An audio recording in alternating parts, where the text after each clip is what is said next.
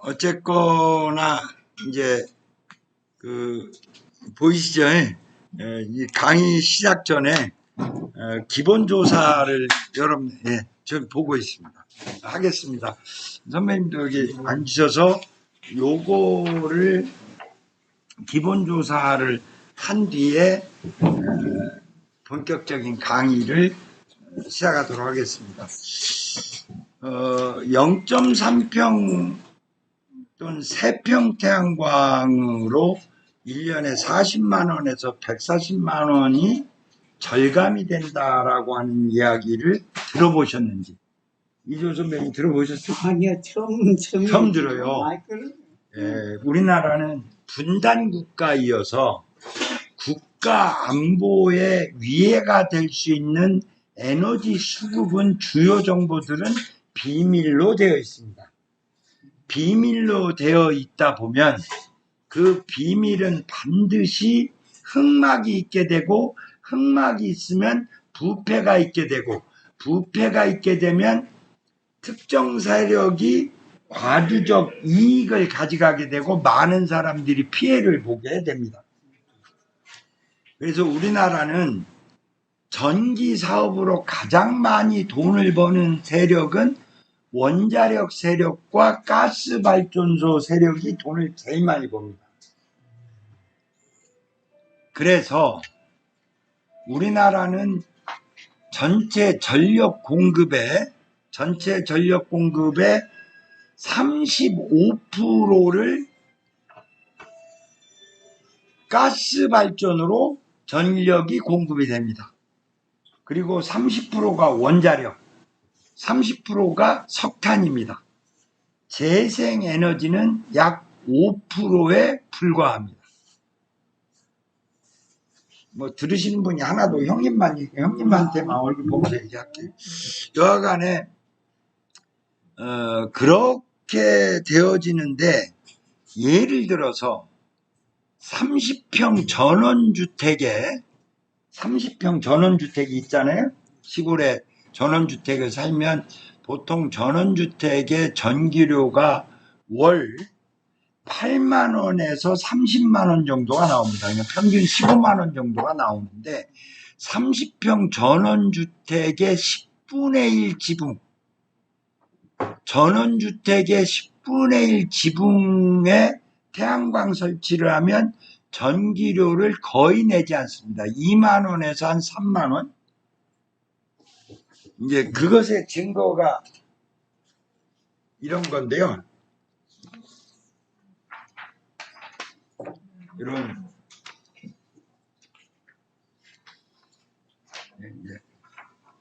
그 뒷면을 보시면 3평 어서 오십시오.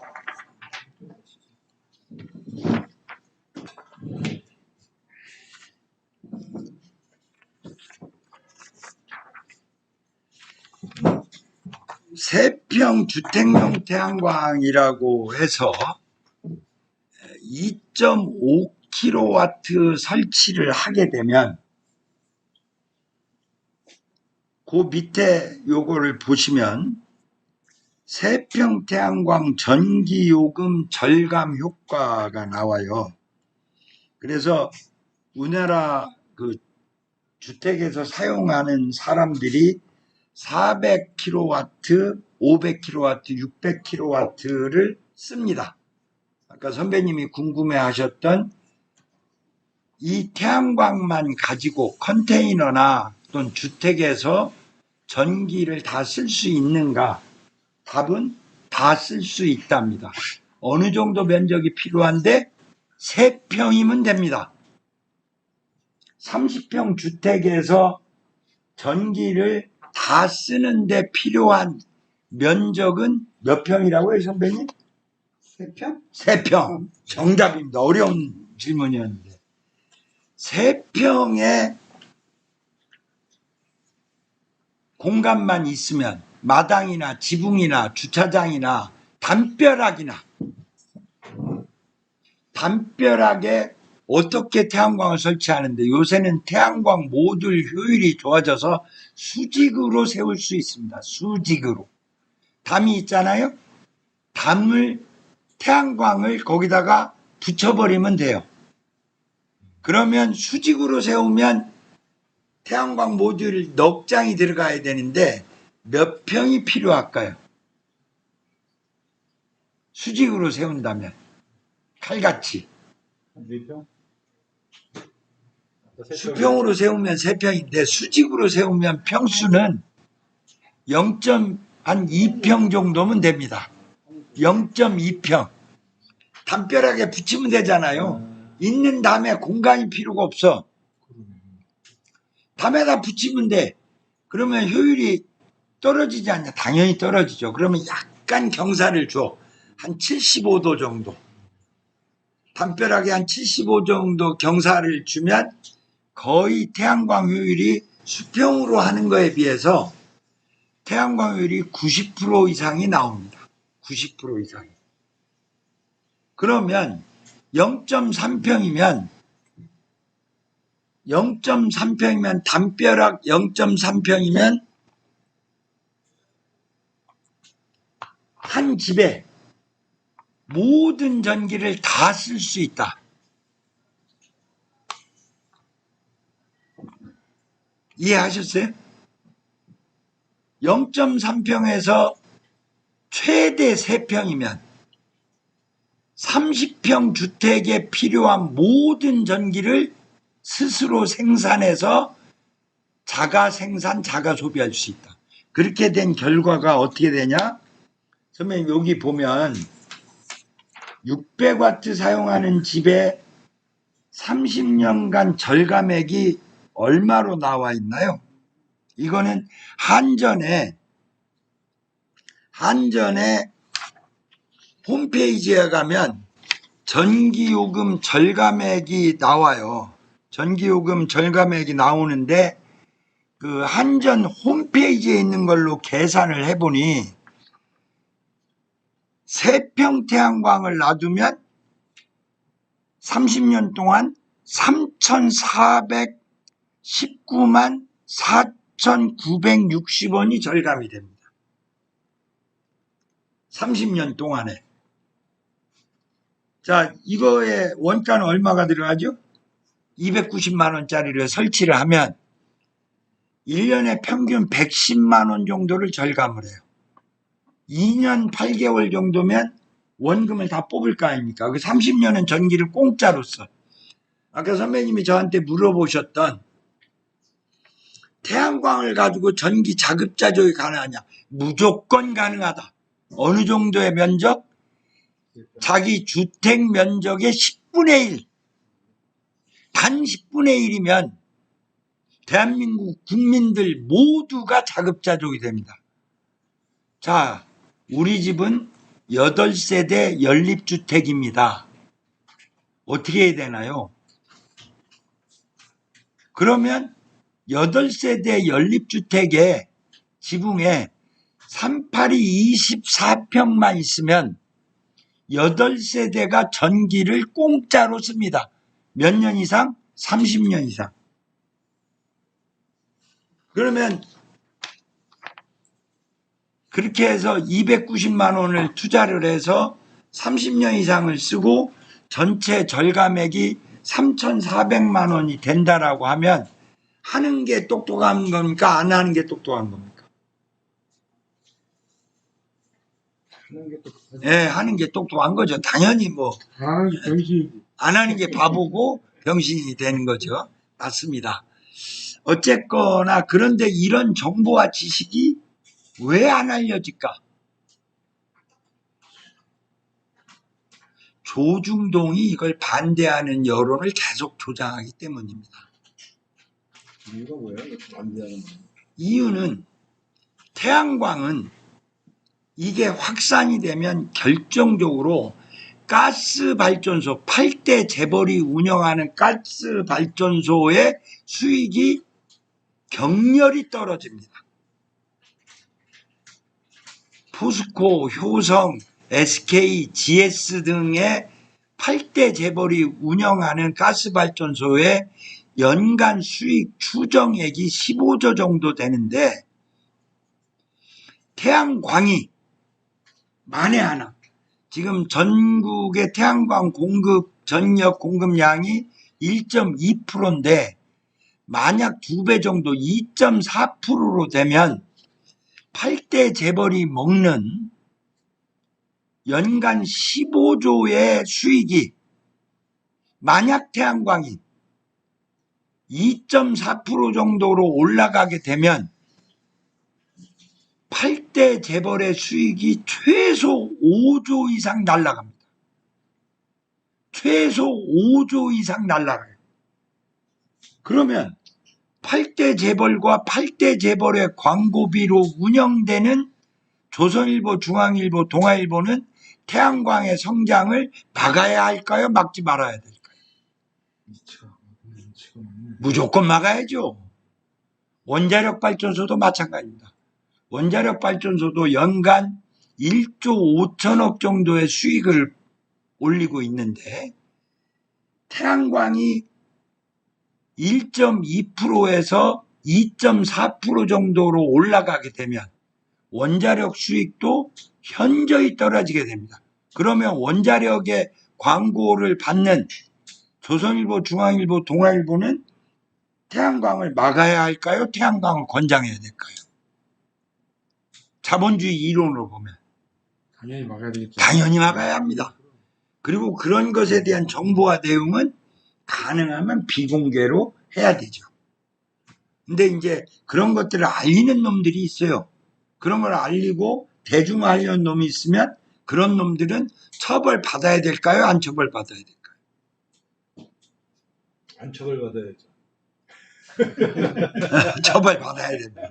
그래서 저 같은 경우도 처벌을 받았고, 근데 이제 오늘 그 신문에 이번에 윤석열 정부가 제일 큰 범죄 비리로 밝혀낸 그 산자부 과장들하고 안면도에 태양광 사업을 했던 사람들이 전부 구속영장이 모두 기각이 됐어요. 법원에 의해서.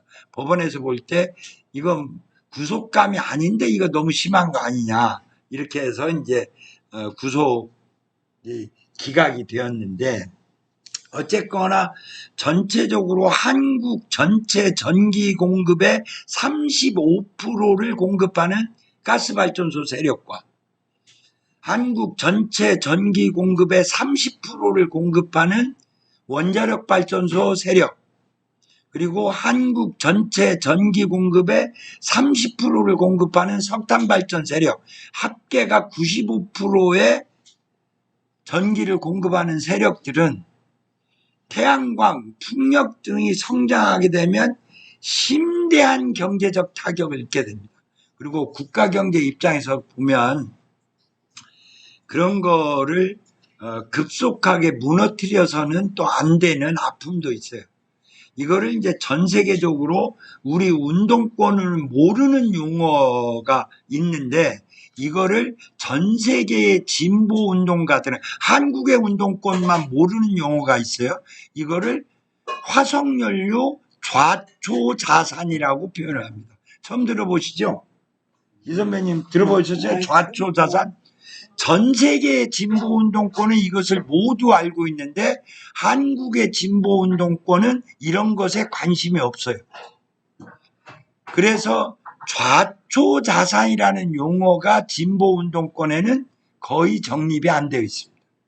모르는 거죠. 그리고 모르는 것이 아주 당당해요. 진보운동은 새로운 시대 정신을 몰라야 한다. 알면 안 된다. 우리가 단순 무식하게 광화문에서 촛불 집회를 해야 딴 생각을 안 하는데 새로운 과학기술의 지식을 익히게 되면 역량이 분산될지 모르니 그런 데 관심을 안 가져야 한다는 풍조가 만연해 있습니다. 그래서 좌초자산이라는 용어를 진보운동을 하는 분들한테 물어보면 열의 9이 모릅니다.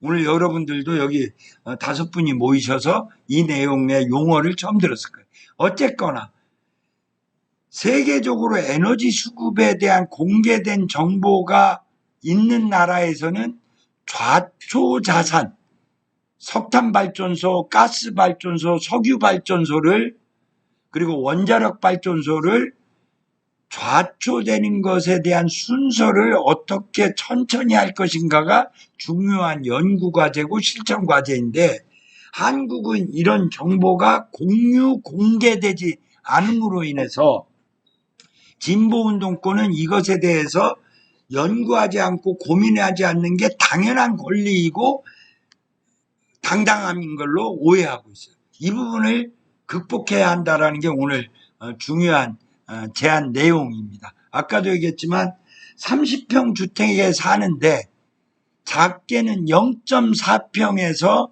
3평이면 자급자족을 할 수가 있는데 그리고 그것의 수익액이 30년간 3,400인데 말씀대로 안 하면 바보, 아까 말씀하신 대로 안 하면 병신인데 이것이 공유되어 있지 않아요.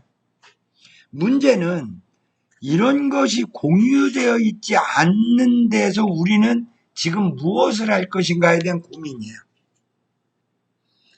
우리는 내일 모레 또 광화문에 나가게 될 겁니다. 광화문에 시위군중이 경찰력이 통제할 수 있는 최대 인파는 30만 명입니다. 이 선배님 지난주에 광화문 가셨나요? 광화문 여러 번 갔죠. 네. 지금은 못 네. 갔어요. 하여튼 뭐 최근에 광화문에 모이는 인원이 약 15,000명 정도가 평균 모입니다. 작년 10월 말에 최대 인파가 모였는데 이태원 참사 그 아이들이 깔려 죽고 행정부나 용산구청과 소방서가 아무것도 못하고 그 수백 명이 죽었을 때 그것에 분노한 인원이 광화문에 모였을 때 최대 인파가 15만 명이었어요. 15만 명은 현재 대한민국의 경찰력으로 얼마든지 쥐락펴락 관리 통제가 가능합니다. 즉 30만 명이 넘지 않는 시위 군중은 전부 이불속 만세 운동을 하는 것이다. 그러면 9년 전에는 어땠나요? 아니 7년 전에 이 선배님 7년 전에 광화문에 계셨었나요? 박근혜 탄핵 좁힐 때? 있었지. 그럼 엉덩이가 그때 30만이 넘었던 거예요. 30만이 넘지 않으면 이불속 만세 운동이다. 그러면 15,000명에서 어떻게 30만을 만들 수 있는가? 저는 오늘 노골적으로 이것을 전국의 진보운동가들에게 문제 제기를 합니다. 언제까지 우리는 이불속 만세 운동의 자위적 투쟁, 거친 말로 국회의원이 아니니까 그 자위라는 말 하잖아요. 자위. 남자나 여자나 젊은 날에 자위를 많이 하는데 알라리라고 그러죠. 알라리 투쟁. 언제까지 알라리 투쟁에 우리는 머물 것인가. 헌신하죠. 이 추운 겨울날 진심을 다해서 이 추위를 견뎌내고 민주화운동과 통일운동과 더 나은 정치운동을 하는데 결과적으로 30만이 못 넘으면 그건 경찰력에 의해서 얼마든지 통제 관리되는 알라리 투쟁이다. 여기서 쌍디귿 탈락 현상입니다. 알라리 투쟁에 우리는 지금 열심히 하고 있어요. 그리고 아실지 모르시지만 직접민주주의당 무슨 당 노민당 무슨 당 해서 민주 진영에서 대략 50여 개 나름대로의 정당 운동이 벌어지고 있습니다. 다 아시죠? 한두 개씩은 그 정당 추진위원회에 가입돼 있을 거예요. 연대와 단결은 아주 멀죠. 연대와 단결은 아주 멀고 50여 개의 다양한 이름의 우리 민주화운동, 정당운동들이 전개되고 있습니다. 제가 이제 5개월 전에 이 세상을 여는 창 이 자리에서 이내경 선생님이 그 이재명 씨와 약속했던 거 기억나시는가요? 약 40석을 보장해 주겠다. 민주당의 혁신과 연동형 비례제 등을 통해서 제야운동과 결합을 해서. 자, 40석이 그때 이재명 씨가 분명히 약속을 했는데, 이재명 지금 칼로 자상으로 깊이 찔린 이재명 씨가 약속을 했는데 그 약속이 지켜질까요? 그리고 그 약속의 성과는 우리한테 올까요? 안 올 거야, 안 와. 네, 오기 어렵죠. 그때는 이재명 씨가 검찰 수사와 구속 직전의 마지막 제안으로 이내경 선배한테 했을 때 화장실 가기 직전이죠. 또 말이요, 죽겠고 설사 나오는데 이내경 선배가 혁신위원장을 수락하면서 조건 제야와 연대해서 40석의 의석을 보장해라. 오케이! 빨리 문 열고 나와. 근데 지금은 화장실 갔다 왔나요? 갔다 왔죠. 지금 이번에 1.5cm 자상으로 인해서 재판도 연기됐어요. 한 2, 3주 연기돼서 소위 국민의힘이나 이 보수 쪽에서 아주 기대하는 그 총선 전 검사 사칭 이 판결이 불가능해지게 됐습니다. 총선 때까지 이재명 씨는 판결과 구속에서 완전히 벗어났어요. 그런데 처음에 KBS와 조중동에서는 이재명 씨가 목에 깊이 찔린 경정맥이 있고 그 안쪽에 경동맥이 있습니다. 조금만 더 들어갔으면 경정맥의 60%가 절단이 됐잖아요. 조금만 더 들어가면 경동맥이 절단이 됩니다. 그럼 못 막아요. 그 자리에서 즉사죠. 그런데 KBS는 조중동은 제1보 이재명 1.5cm 열상. 열상이라는 거는 칼로 1.5cm 그어진 것으로 인식되어질 수가 있어요. 그러니 보수 유튜버들은 그거를 퍼날렸을까요? 안 퍼날렸을까요? 무지하게 퍼날렸죠. 쇼한다.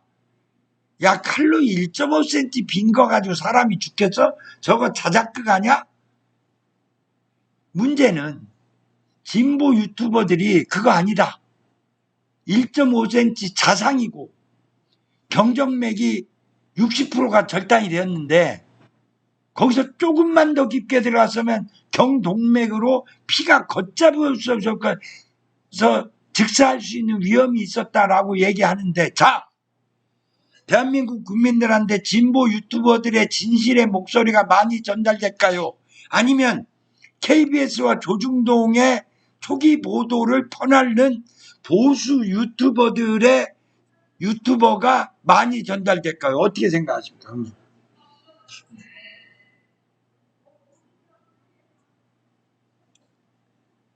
최소 보수 유튜버의 유튜브가 최소 2배 이상 많이 보급이 됩니다.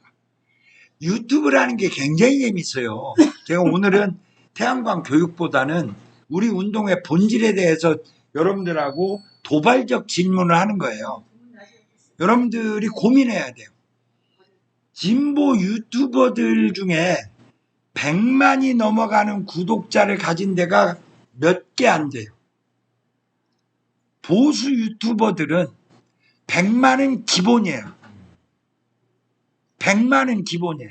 우리 쪽에 좀 유명한 데가 더탐사, 뉴탐사, 서울의 소리 정도가 100만이 넘어요. 보수 유튜버들은 그런 데가 수십 개입니다. 광고비가 많이 나올 거예요, 안 나올 거예요? 광고비 많이 나와요, 보수는.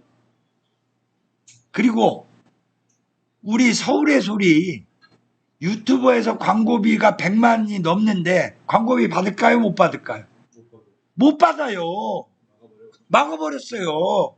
보수 유튜버들은 100만 구독자 이상인 게 수십 개가 있고 거기서 구독료를 받아요.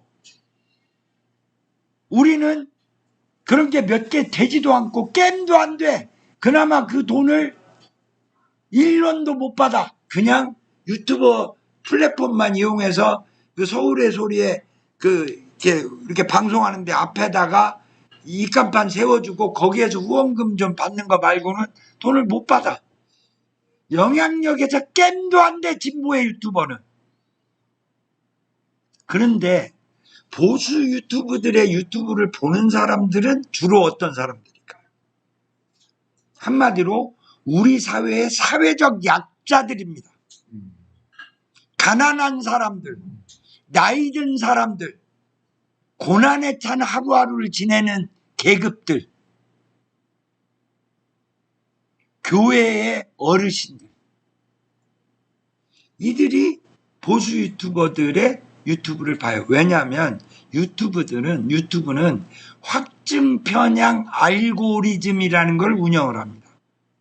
그래서 우리는요, 우리가 유튜브를 볼 때 주로 이 선배님은 그 좋은 기사 있으면 보잖아요. 또 그 밑에 쭉 유튜브 나오면 또 좋은 기사 있으면 보잖아요. 유튜브가 그거를 무작위로 내준다고 생각하시나요? 아니에요. 철저히 이 선배님이 좋아하는 것만 내줘. 윤석열이 나쁜 사람이다. 김건희가 부패했다. 이거를 이 선배님이 보면 유튜브는 그거를 이 선배님한테 또 이것도 있어요. 또 이것도 있어요. 또 이것도 있어요. 이게 인지과학, 뇌과학 이론에서 이거를 보는 것을 보면 도파민이 나온다고 그래요. 도파민. 일종의 마약 같은 건데요. 도파민 또는 모르핀 같은 효과예요. 그래서 이 선배님은 한번 윤석열 대통령이 국정운영을 잘못한다. 김건희 일가가 부패해 있다. 이거에 대해서 흥분을 하면 유튜브는 알아서 이 선배님한테 또 그것만 계속 올려줘. 그거를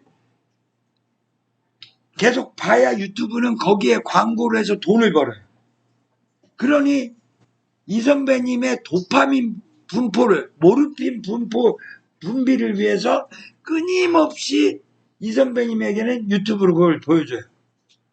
자, 그렇게 해서 보는 사람들이 여기 있는 우리 대다수입니다. 저도 마찬가지예요.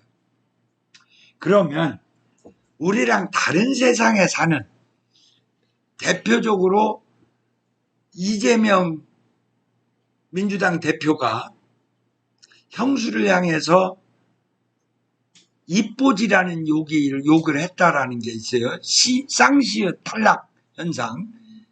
입보지 찢는다. 이 유튜브를 본 사람들은, 이걸 좋아하는 사람들이 야 이렇게 나쁘죠. 야 이런 기사가 또 있나? 그러면 수백 개의 입보지 찢는다가 나와요. 그 세력이 죄송하지만 진보 유튜브에 몇 배로 먼저 퍼져나가요. 왜? KBS에서 이재명 대표는 1.5cm 열상이라고 나와서 칼로 긁힌 거예요. 자작극이죠. 그렇게 보면. 그게 진보 유튜브, 우리 정당운동을 하는 사람들의 진보적 전파보다 몇 배 빠르고 몇 배 커요.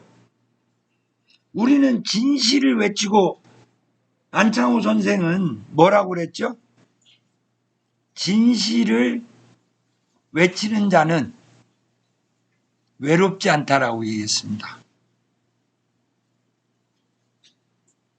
그런데 우리는 외로운가요? 안 외로운가요? 외로워요. 우리 8.15 때 우리 노희망 유니언 그 통일대행진 할 때 그 보수 우파 기독교 집회하는데 우리 조용히 깃발 내리고 거기 지나갔잖아요. 물론 거기서 깃발 올리고 깽가리 계속 치고 지나갈 수도 있었지만 우리는 한 50명밖에 안 되고 거기는 몇천 명이 있어. 그거를 뚫고 갈 수가 없어. 그러니까 거기 한 100m 우리 조용히 지나갔어. 왜? 잠잠 두드려 맞으니까.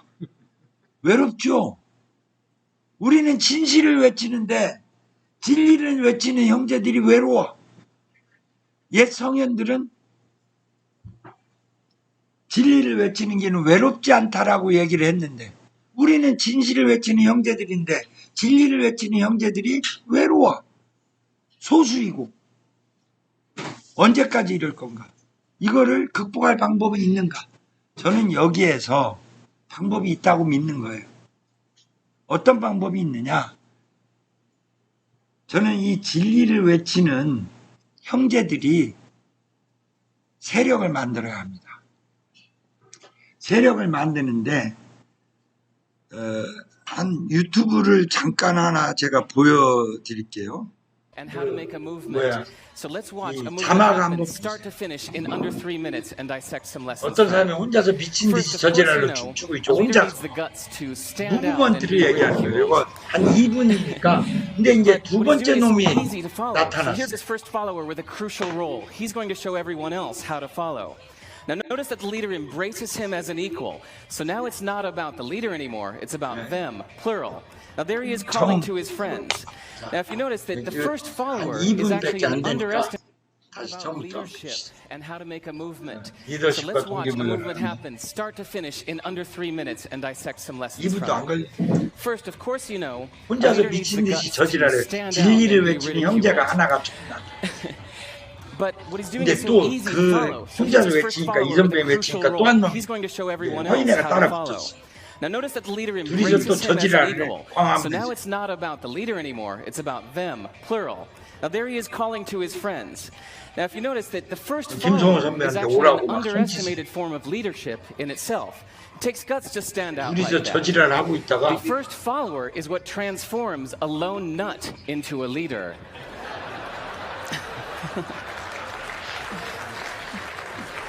And here comes a second follower. 세 놈이 Now it's 됐네. not a lone nut, it's not two nuts, 3 is a crowd, and the crowd is 또라이죠. news. So a movement must be public. It's important to show not just the leader, but the followers, because you find that new followers emulate 세 the 놈이 followers, 됐어. not the leader. Now here come 2 more people, and immediately 다섯 놈 after, 됐네? 3 more people. 여섯, Now 일곱. we've got momentum. This is the tipping point. 여덟, Now 아홉, we've 열, got a 열하나, movement. 열두, 열세, 열네, 열다섯.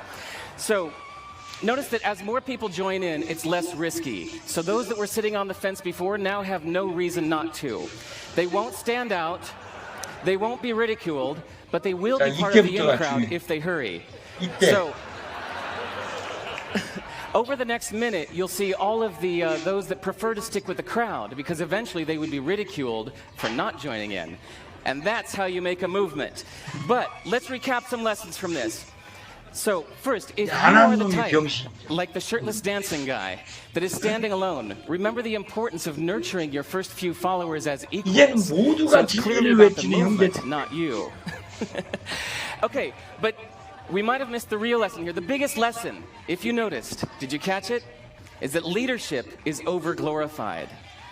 That yes, it was the shirtless guy was first, and he'll get all the credit, but it was really the first follower that transformed the lone nut into a leader.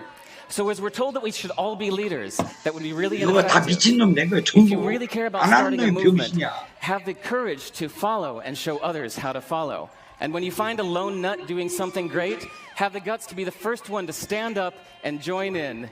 And what a perfect place to do that, TED. Thanks.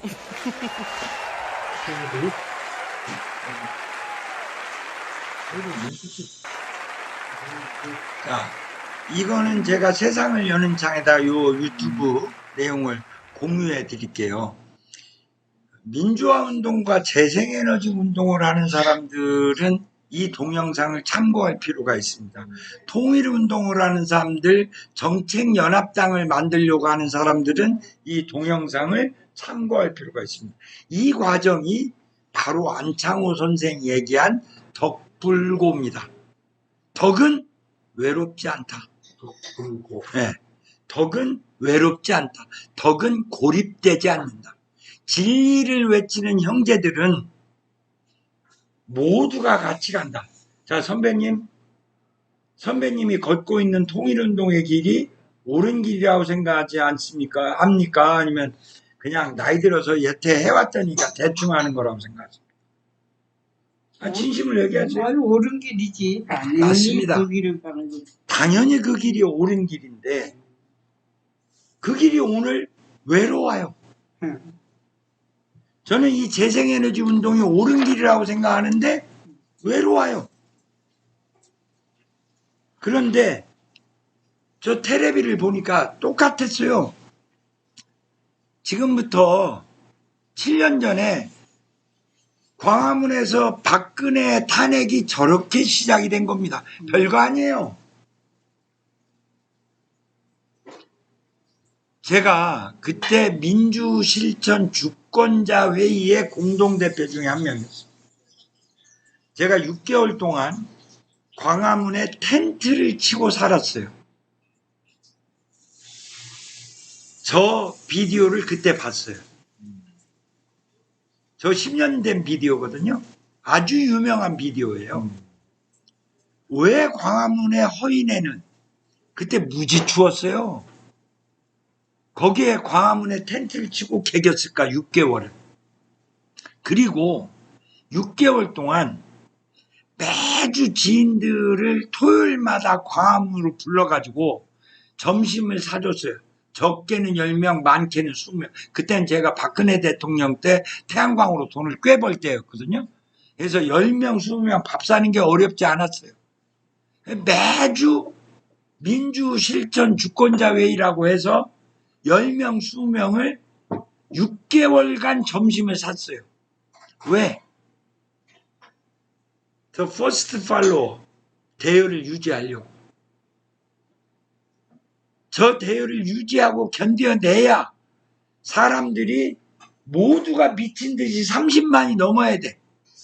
30만이 넘으면 그때 민주당 원내대표가 우상호 의원이었어요. 뭐라고 그랬죠?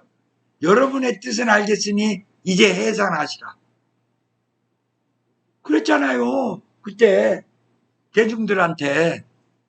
왜냐하면 민주당도 처단 대상이거든.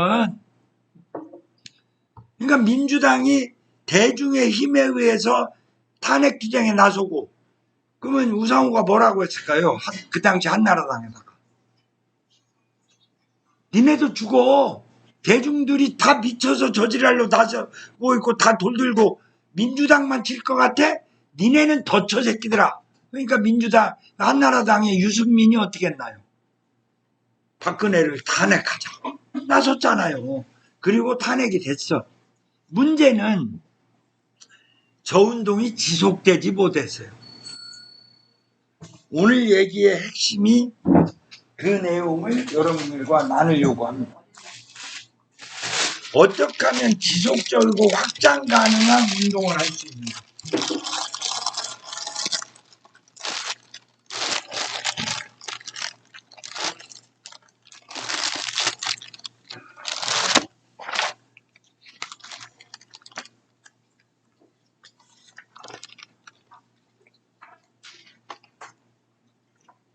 글자가 좀 작은데요? 네? 네? 여기다 놔두면 원래는 4시간 강의하는 이 책자 안에 있는 내용이에요.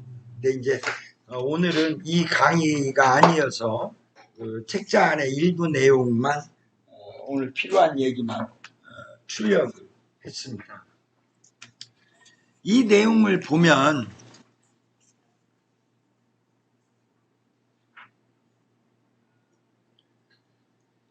지속 가능한 대중운동을 어떻게 할 것인가가 오늘의 주장이에요. 지속 가능하고 확장 가능한 대중운동 조직은 가능한가?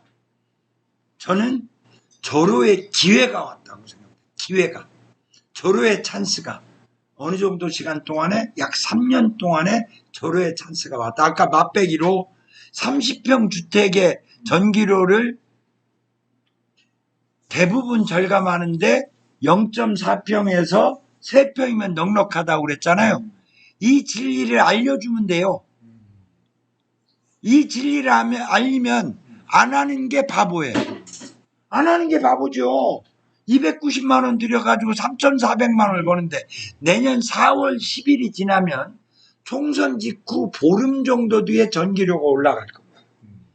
그러면 지금의 전기료로 3,400만 원이면 내년 4월 20일 정도에 오를 전기료 기준으로 하면 3,800만 원 정도를 벌게 됩니다. 290만 원 넣고 3,800만 원을 버는데 안 하면 뭐라고 그러시죠? 병신 쪼다, 바보. 근데 그거를 알리지 않으면 사람들은 몰라.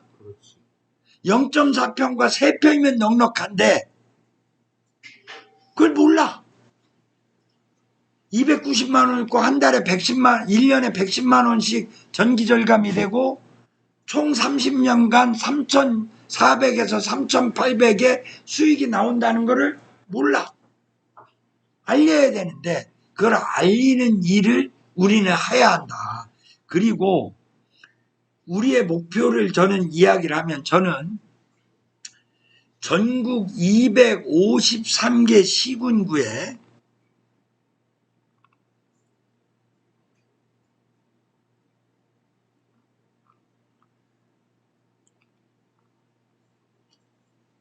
전국 253개가 시군구가 있습니다.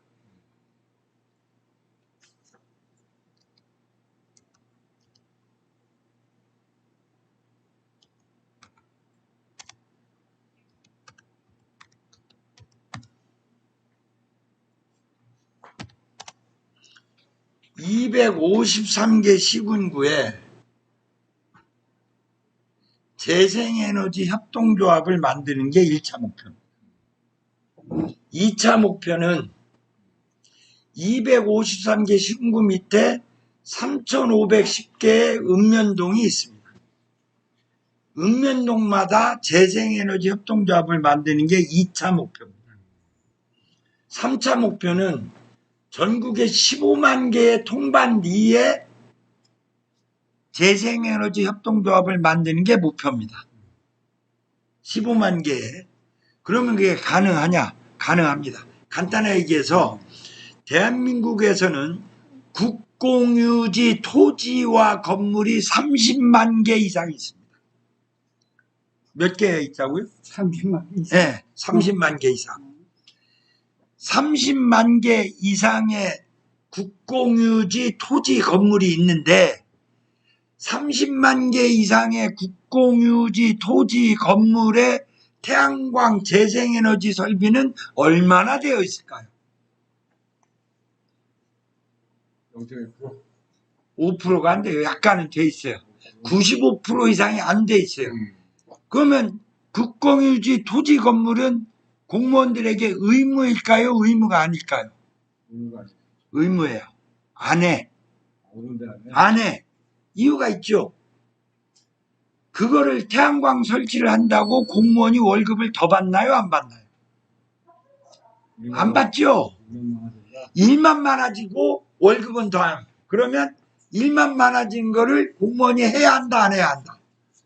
안 해야지. 미쳤어요. 그건 인간의 본성인데. 즉 그것이 우리에겐 기회다.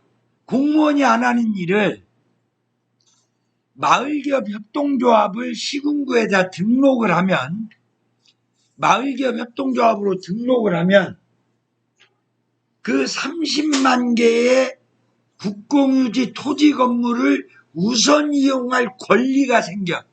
우선 이용할 수 있다야. 물론 가로 열고 우선 이용 안 할 수 있다가 가로 열고 가로 닫고죠. 근데 법적으로는 조례상으로는 우선 이용할 수가 있어. 근데 그동안 그걸 우선 이용하는 사람들은 누구였죠?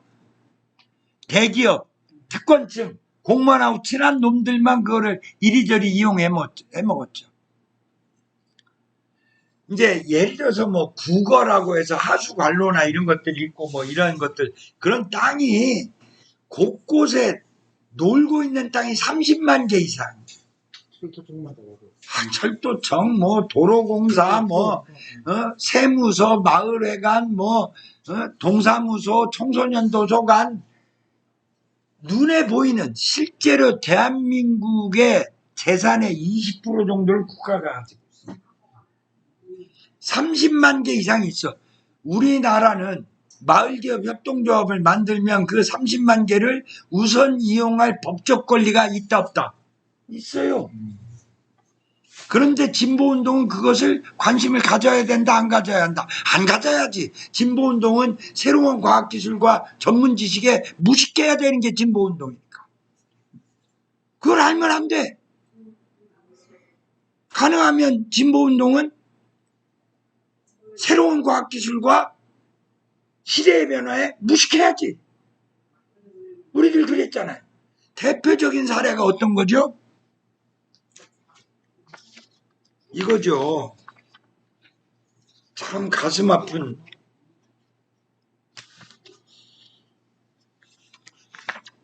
이야기인데 신안군의 사례입니다. 이 신안군의 이 자료를 보면 아주 재밌어요. 이 제목이 보이시나요? 제목이? 지방소멸에 맞서다. 굉장히 장대한 기사가 수백 건이 나와 있는데 여기에 보면 맨 뒤편에 이 사람 사진이 나와요. 박우량 군수라는 사람인데 이 사람에 대한 선호가 엇갈립니다. 박우량 씨를 신안군에서는 성군 났다라고 합니다. 근데 민주당 관계자들은 박우량 씨를 아주 폄하해요. 아주 부패한 사람이라고 얘기한 사람이 있어요. 저는 솔직한 얘기로 후자에 가까워요. 이 사람은 오랫동안 공무원을 하다가 신안군에서 신안군 대의원들을 잘 설득을 하고 신안군 지구당위원장을 잘 설득해서 5년 전, 6년 전에 군수 공천을 받았어요. 민주당. 군수가 됐어. 그리고 나서 태양광 운동을 깃발을 높이 올렸어. 그리고 나서 지금 신안군민들이 현재 군민의 28%가 이 신안군수가 주동하고 있는 신안군 영농형 태양광에 동참을 했어요. 28%가. 그리고 군민의 54%가 대기 중이야. 28%가 염해농지에 태양광을 하는데 28%가 참여했어요. 어떻게? 조합비 10,000원을 내고 1년 뒤에 그 조합의 수익의 성과를 분기별로 40만 원에서 10만 원씩 분기별로 받아요. 즉 많이 받는 사람은 1년에 160만 원, 적게 받는 사람은 1년에 40만 원을 받아요. 얼마 내고? 10,000원 내고. 10,000원 내고. 그리고 5명 가입한 가족은 5명까지 가입을 가족별로 했는데 5만 원 냈죠. 5만 원 낸 가족은 어떤 집은 분기별로 200만 원, 1년에 800만 원을 받아요. 몇 년간? 20년간. 5만 원 내고 1년에 800만 원, 20년간. 자, 20년 뒤에는 어떻게 되느냐? 20년 뒤에는 800만 원 받는 그 집이 1200만 원 정도 받게 돼요. 매년. 왜? 지금 여기 지분 구조가 어떻게 돼 있냐면 신안군이 30%, 농민이 20%, 도시자본이 50%예요. 농민이 20%밖에 지분이 안 되는데 법으로 20%의 지분을 가진 농민이 참여를 하면 수익을 20% 더 주는 법이 있어. 그러니까 도시자본은 50% 가져가. 신안군 30% 자본 투자한 거는 신안군으로 기속되는데 신안군수 박우량이가 이걸 다 못 먹으니 그거를 무상교복 전부 무상이야. 신안군은 다 무상이야. 그리고 20% 추가 수익이 나온다고 그랬잖아요. 그러면 농민들이 20% 수익을 기본으로 배당받고 20% 추가 수익 나온 걸 또 배당받아. 그래서 10,000원 내고 1년에 160만 원을 받아 처먹어요. 이게 말이나 되는 겁니까? 그러면 이게 어떻게, 그럼 농민의 20% 지분은 어떻게 생겼는데? 10,000원이 택도 없는 소리예요. 신안군에서 보증을 서서 20% 지분에 대한 투자를 대출해 줬어. 농민들이 그 대출을 받아가지고 넣고 돈을 넣고 신안군에서는 대출 보증을 해주고 이자 원금을 다 제하고 수익 배당만 40만 원씩 받아 처먹어요. 분기별로 1년에 160만 원. 근데 이거를 격렬히 반대했던 세력이 있어요. 어딜까요? 당연히 진보당이지. 당연히 진보운동이지. 당연히 전농이지. 왜? 농촌 환경 파괴하는 태양광이 웬 말이냐? 왜? 예전에 도시자본 놈들이 농촌에 자본이 들어오면 농촌이 피폐해졌어. 대표적인 사례가 우루과이 라운드 때인데요. 김영삼이가 우루과이 라운드를 통과시키면서 농업발전기금으로 61조를 배정하고 국회에서 우루과이 라운드를 비준을 해줬습니다. 그런데 61조의 돈의 97%를 도시자본놈들이 다 가져갔어요. 콘크리트 업자, 철근 업자, 건설업자, 설계업자, 시멘트 업자 다 가져갔어요. 그럼 나머지 3%는 1.5%는 대학 교수놈들이 다 가져갔어요. 대학 교수에 농업발전 연구한다고 해서 1.5%가 R&D 비용으로 줄었어요. 자, 농민들은 그럼 개털이냐? 아니죠. 농민한테도 1.5%나 갔어. 대출 보증금으로, 신용 파생용으로. 그래서 1.5%의 돈이 가니까 모든 농민에게 묻지마 농협 대출이 됐어요. 그래가지고 그때 개떼같이 다 대출을 받아서. 문제는 대출은 이자 원금을 갚아야 한다, 안 갚아야 한다? 갚아야죠. 아무리 싼 이자 마구 대출을 해줬는데 전부 빚쟁이가 된 거야. 왜? 농업으로는 돈을 벌 수가 없으니까. 빚쟁이가 다 됐어. 대신 이제 땅값은 좀 올라가고 뭐 좋아진 것도 있는데 여하간에 그렇게 해서 망했어요. 두 번째, 노무현 대통령 때 더 통탄할 일이 벌어졌어요. 노무현 대통령 때 통과된 법이 도화개발 어젠다, 이걸 DDA라고 합니다. 도화 카타르라고 하는 산유국에서 전 세계에서 다 모였어요. 그래서 카타르 도하에서 도화개발 어젠다라고 우루과이 라운드 2차 세션이야. 거기에 전 세계가 모여서 그걸 합의를 하고 그걸 비준을 통해서 국내법처로 통과를 시키는데, 여러분 기억하시는지 모르겠어요. 이경의 열사라고 도하까지 비행기를 타고 간 전농의 활동가가 거기서 할복을 합니다. 배를 찍고 죽어요.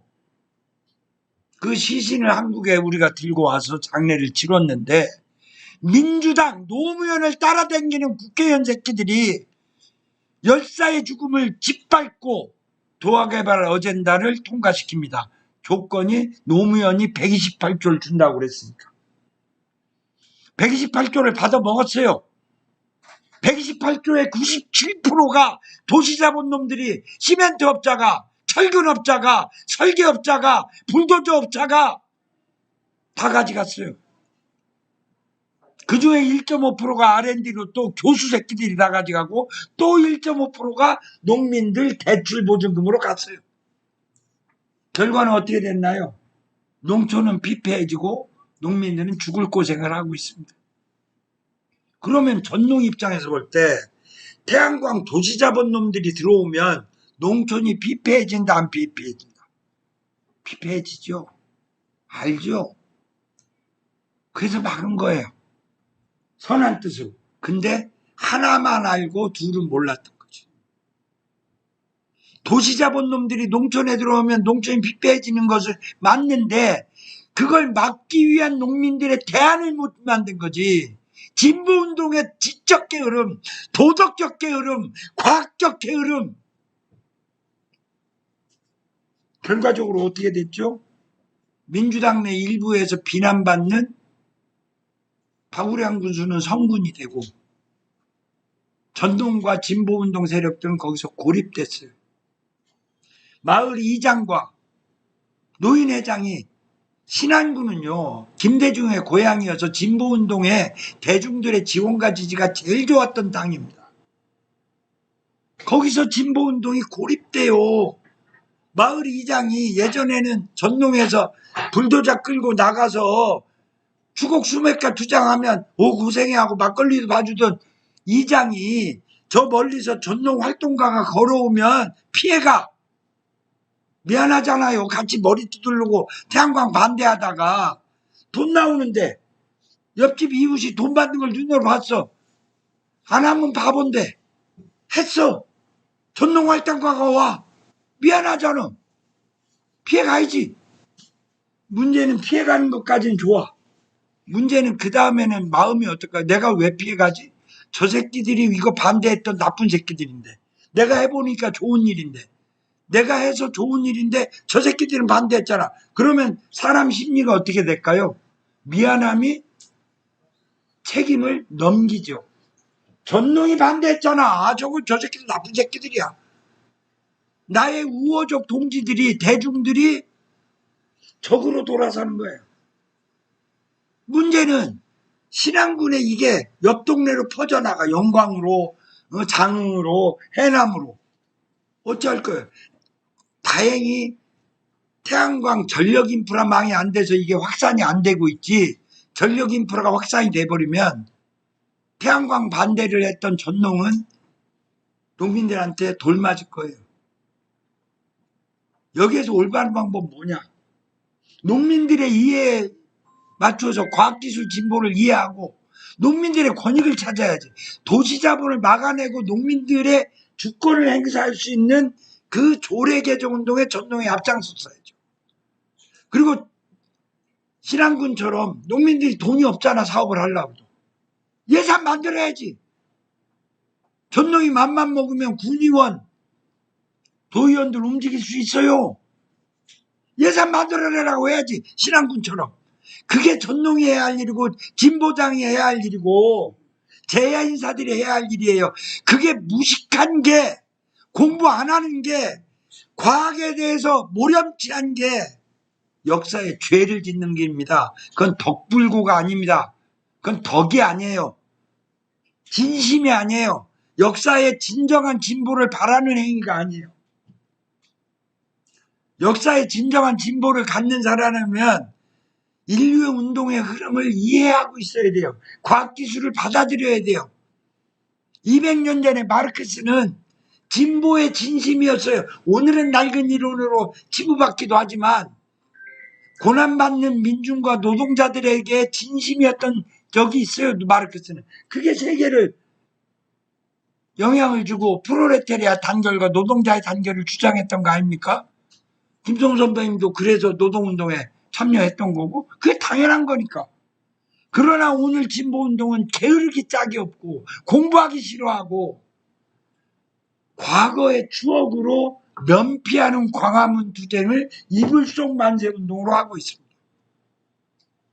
그런데 공부를 해보면 얼마든지 기회가 와요. 얼마든지 기회가 있습니다. 그 기회를 저는 재생에너지 협동조합으로 갈 수 있다고 하는 거예요. 다행히 윤석열 대통령의 정책과 미국의 전쟁 정책이 거대한 기회를 줬어요. 의도하지 않은 기회. 그냥 뭐 참고로 태양광 수익이 지금 1년 전에 비해서 3배가 좋아졌거든요. 3배. 몇 배가 좋아졌다고? 3배. 들었어요. 1년 전에 태양광 수익률은 투자비 대비 연간 수익률이 평균 10%였습니다. 8에서 12%였어요. 근데 지금은 30%가 넘어. 이유가 있어. 그리고 30% 넘는 게 앞으로 몇 년은 계속될 것 같아. 이유가 있어요. 이유가 가스 발전소가 폭리를 취하고 있기 때문이에요. 이게 뭔 이유냐면 우리나라는 원자력 발전소 생산 원가가 추정 원가가 1kW에 55원입니다. 1kW에. 석탄 발전소는 1kW에 생산 원가가 추정 원가가 60원입니다. 가스 발전소는 1kW 생산 원가가 70원이에요. 이 숫자를 잘 기억해 두세요. 태양광은 1kW 생산 원가가 35원인데 현재 내년 되면 한 25원으로 또 떨어질 거예요. 여하간에 일단은 태양광을 잊어버려요. 자, 기억하라고 한 원자력 생산 원가가 1kW에 얼마라고 좀 아까 들었죠? 약 1분 전에 55원이라고 들었죠? 석탄 원가는 60원이라고 들었죠? 가스 원가는 70원이라고 들었죠. 근데 이게 한전에 판매하는 단가가 다 달라. 원자력은 55원에 생산해서 55원에 생산해서 한전에다가 지금 85원 정도로 납품하고 있습니다. 마진이 괜찮죠? 30원 마진을 남겨 먹어요. 그래서 원자력이 파는 총량 곱하기 아까 1조 5천억 정도 돈을 번다고 그랬잖아요. 원자력이 판매하는 전기량의 요 내용을 계산하면 1조 5천억의 순이익이 나온다는 게 금방 계산이 나와요. 대략 이것저것 비용 다 제하고도. 자, 석탄발전소는 60원에 생산해서 대략 90원에 팔아요. 여기도 마진이 괜찮죠. 세 번째, 가스발전소는 현재 70원에 생산해서 140원에 팝니다. 팔 때 재벌은 어디가 마진이 좋은가요? 재벌. 팔 때 재벌 가스발전소가 풍리를 취하고 있죠. 대략 추정되어지는 이익은 15조 정도로 추정이 돼요. 작년에 한전의 적자가 30조인데 8대 재벌로 이전된 총수익이 15조예요. 이거에 대해서 아무도 얘기하지 않아. 이거를 아는 국회의원들이 많아요. 한 30명 돼요. 여야 국회. 모두 꿀을 먹은 듯한 벙어리로 지내. 꿀을 먹었는지 안 먹었는지 몰라. 근데 벙어리야. 이 얘기 아무도 안 해. 그냥 내 느낌상으로는 꿀을 먹은 것 같다는 느낌이에요. 여러분들의 꿀을 먹었는지 안 먹었는지 여러분들의 상상에 맡긴 게요. 민주당의 12사들이 이 얘기를 아무도 안 해. 여러분들은 그 사람들한테 손가락질 하나요? 지적하나요? 8대 재벌이 15조의 돈을, 국민의 돈을 갈취해 가고 있는데 당신들은 이거 왜 얘기 안 하냐고. 왜 얘기 안 해? 여러분들 진보운동이 무식하니까. 그리고 무식한 게 용감하니까. 무식한 게 당연한 거니까. 공부하면 바보니까. 공부하는 지식과 이런 것들을 과학을 인식을 하게 되면 진보운동이 아니니까. 우리는 광화문에서 이불 속 만세만 부르면 되지 이런 얘기를 할 뭐 필요가 없으니까. 그리고 정부가 이런 걸 안 알려주니까. 제가 목숨 걸고 지금 얘기하잖아요. 또 구속될지 몰라요. 이런 얘기하면 구속되죠.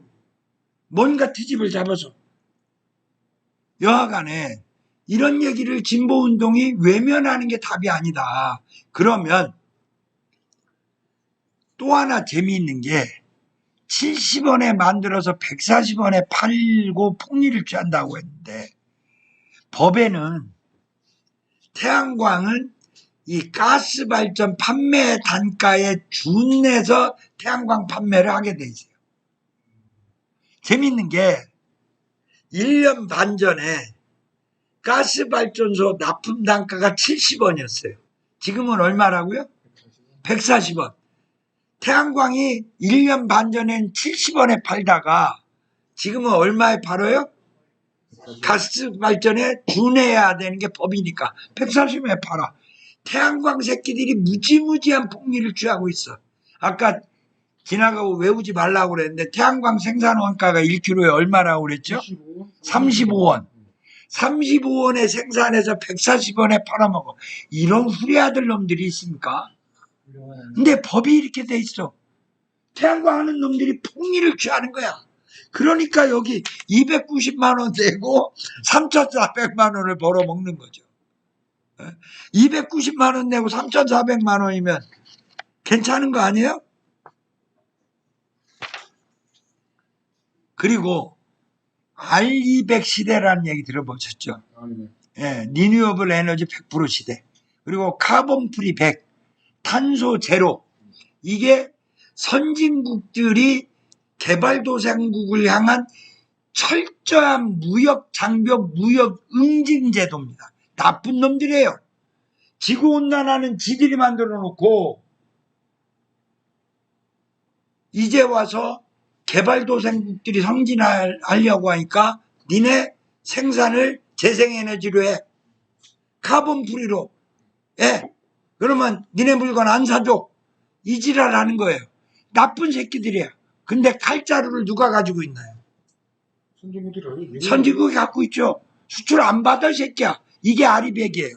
카본 프리백. 이거 아주 못된 놈들이에요. 아리백에 대해서 제가 아주 신랄하게 비판하면 이거 선진국 놈들이 아주 음모예요. 개자식들이에요. 민족운동하는 분들 중에는 이것 때문에 기후변화에 대한 대응을 하지 말자고 하는 분들도 있어요. 근데 그건 감정적인 거고 어쩔 수 없이 우리는 적응을 해야 돼. 아리백 해야 돼. 그러려면 아리백을 하려면 가장 결정적인 증서가 있어야 돼요. 그게 리뉴어블 에너지 서티피케이트라고 그래요. REC. REC 용어를 외우고 계신 분. 왜? 진보운동은 이런 거 알면 안 돼. 진보운동은 이런 거에 무식해야 돼. 진보운동은 이런 거에 관심을 가지면 안 돼.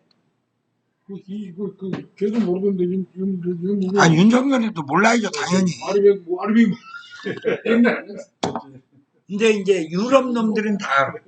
어쨌거나 이런 부분에 대해서 알아야 할 필요가 있다. 그런데 이 REC라고 하는 인증서가 있어요. 종이떼기로 나오는데 인증서가 1kW에 1년 반 전에 40원 했어요. 지금 오늘 날짜로 82원이에요. 몇 배 올랐나요? 답으로 더블 났죠. 자, 한전의 판매 단가가 70원 하다가 140원 됐다. REC 인증서가 40원 하다가 80원이 됐다. 가격이 어떻게 됐나요? 더블이 됐어요. 판매 가격이. 그런데 1년 반 전에 제가 태양광을 100kg를 1억 4천에 팔았어요. 지금은 9,900에 팔고 있어요.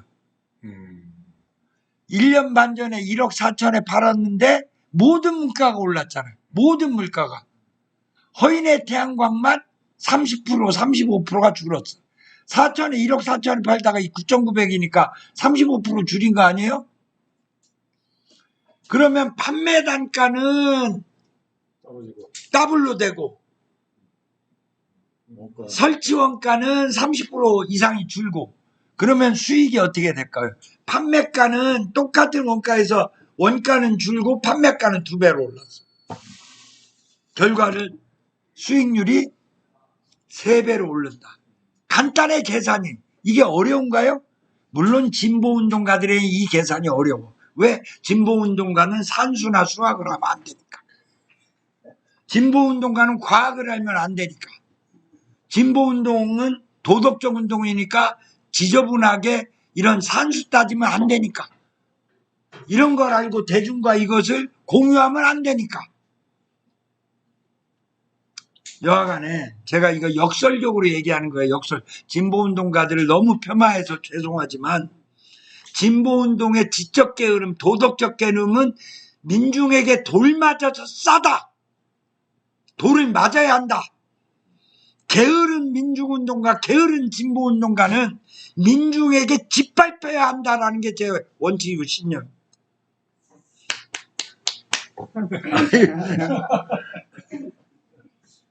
그건 진보운동가가 아니에요. 또 다른 수구 꼴통이에요. 보수주의자를 돕는 역적질이다. 지적 게으름은 민중은 하루하루 삶의 진보를 원하는데 민중의 삶의 진보 내용을 공유하지 않는 진보운동은 보수의 동조자이다라고 나는 생각을 해요. 얘기가 길어졌는데요. 이런 부분들을 이해하고 운동을 해야 되는데 아까 제가 말씀드린 게 이런 것을 공부하는 게 인류의 본성이다라는 게 오늘 강의 내용이에요. 인류는 138억 년 전에 빅뱅이 시작됐다고 합니다. 이렇게 해서 138년 진행이 되고 5번의 대멸종이 있었다라고 해요. 이건 이제 강의 때 자세히 배우는데 오늘 공부하시는 걸로 하고 5차 대멸종을 거쳐서 지금 6차 대멸종이 시작이 됐는데 요 사이에 현생 인류가 20만 년 전에 시작이 되었다라고 얘기합니다. 아프리카에서 사바나 지역에서 현생 인류가 나타났다는 거예요. 그전에는 네안데르탈인이라고 하는 반원숭이가 이제 살았어요. 그전에는 오스트랄로피테쿠스라는 원숭이가, 피테쿠스라는 말은 원숭이라는 말이에요. 오스트랄로 지방에서 발견된 원숭이 뼈, 저게 오스트랄로피테쿠스예요. 요까지는 원숭이인데 그 다음에 나온 화석이 호모 에렉투스. 모닝 일렉션이라는 말이 있어요. 아침에 남자들 거시기가 빳빳하게 서는 것. 에렉트, 일어나다. 그래서 직립하다라는 말이 호모 에렉투스의 말이에요. 이때 중요한 게 이때부터 화식을 시작합니다. 두 손이 자유롭고 번개 맞아서 불날 때 그 불씨를 살려서 고기를 구워 먹고 곡식을 익혀 먹어요. 화식이 중요한 게 인류에게 영양 공급이 폭발적으로, 어떤 사람은 생식이 좋다고 하는데 그 흡수율이 낮아서 좋은 거고, 화식이 영양 공급이 풍부해져요. 고기를 익혀 먹으면 소화가 잘 된다, 안 된다? 소화가 잘 됩니다. 밥을 익혀서 먹으면 소화가 잘 된다, 안 된다? 잘 된다. 화식이 중요합니다. 인간의 뇌는 인간 에너지의 30%를 씁니다. 그전에는 심장을 돌리고 근육을 유지해서 쓰다가 잘 먹으니까 머리가 좋아져. 뇌의 용량이 커져. 인류 역사상 가장 뇌의 용량이 컸던 게 네안데르탈인입니다. 멸종해요. 호모 사피엔스 처음이 나오는데 누구한테 멸종이 되냐면 3만 년 전에 호모 사피엔스 현생 인류한테 모두 일시에 멸종이 돼. 이게 중요한 얘기인데, 왜 머리가 좋았던, 뇌가 좋았던 네안데르탈인이 3만 년 전에 일시에 멸종하는가? 이게 굉장히 중요해요. 총균세라든지 인류학의 뭐 호모 사피엔스 그 유발 하라리 책이나 이기적 유전자나 이런 데 보면 다 공통적으로 나오는데, 호모 사피엔스라는 놈들이 집단 생활을 시작한 최초의 인류예요. 협업을 해. 자, 침팬지 한 마리하고 원숭이, 아니면 그 인간 한 마리가 1대1로 싸우면 어떻게 될까요? 침팬지가 이깁니다. 침팬지가 인간보다 힘이 세요. 자, 그러면 이제 좀 아리까리한 질문. 침팬지 10마리하고 인간 10마리가 싸우면 누가 이길까요? 여기는 잘 몰라. 인간 10마리가 자, 그러면 이제 명백한데도 여러분이 아는 침팬지 10,000마리와 인간 10,000마리가 싸우면 누가 이길까? 여기 뭐 답이 당연히 인간 10,000마리가 이기죠. 인간 10,000마리가 어떻게 이기냐면 이 새끼들이 집단적으로 작전을 짜가지고 1,000마리한테, 인간 1,000마리한테 니네 저 앞에 가서 10,000마리 약 올려. 그리고 쫓겨와. 우리는 저 언덕 사이에 9,000마리가 올라가서 돌 쌓아놓고 기다리고 니네가 딱 지나가면 돌로 10,000마리를 죽게. 이게 기본 전략이야. 왜? 이거는 집단과 협업과 분업. 호모 사피엔스의 핵심은 협업과 분업이 최초로일어나는 거예요. 언어의 발달. 그래서 크로마뇽인이 네안데르탈인 비슷하게는 생겼는데 저 새끼들은 숫자가 적어.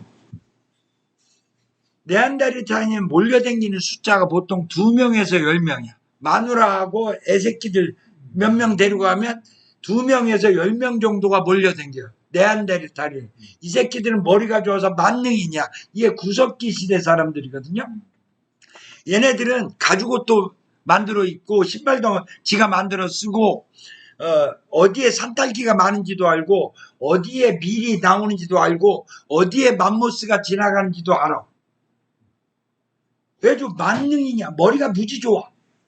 근데 이 새끼들이 머리가 덜 좋은 호모 사피엔스 놈들한테 3만 년 전에 그냥 다 죽어.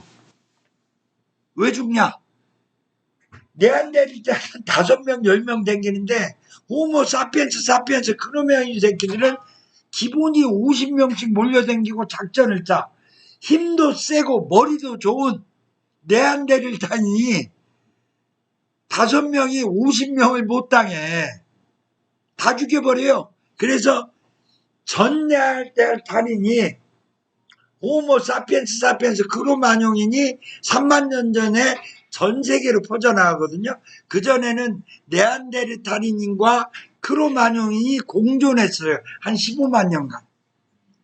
공존의 시대를 지내다가 크로마뇽인 새끼들이 거주하던 지대가 아프리카 사바나 지역, 사하라 지역이에요. 자, 지금 사하라 지역이 5만 년 전, 10만 년 전엔 대초원 지대였어. 기후변화가 왔어. 지금은 어떤 지대로 됐죠? 사막이 됐어. 사막에서 사람이 산다, 못 산다. 못 사니까 전 세계로 풀 있는 대로 다 흩어져 가요. 거기에 누가 살고 있었을까? 네안데르탈인. 근데 이 새끼들은 50명이야. 네안데르탈 저 새끼들 보니까 5명, 10명이야. 다 죽여요. 이게 인류 역사야. 그래서 해당 되는 거. 내 땅으로 해서 이 새끼들이 주로 몰려서 산 데가 4군데인데 하나가 유프라테스 강, 티그리스 강, 이란, 이라크에서 지금 전쟁 중인 가나안 지역. 이게 비옥한 초생딸 지역이라고 이야기를 합니다. 젖과 꿀이 흐르는 땅. 사대민족의 발전기를 하고. 예. 여기에 이제 정착을 해요. 그래서 여기에서 수메르 때부터 기록이 시작이 돼서 수메르 기록에 7,000년 전에 서령 문자 기록에 의하면 노아의 대홍수가 나와.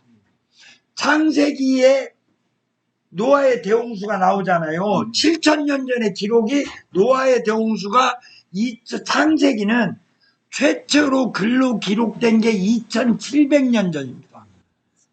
유대 남왕국 유대국의 귀족들이 바빌론의 유수라고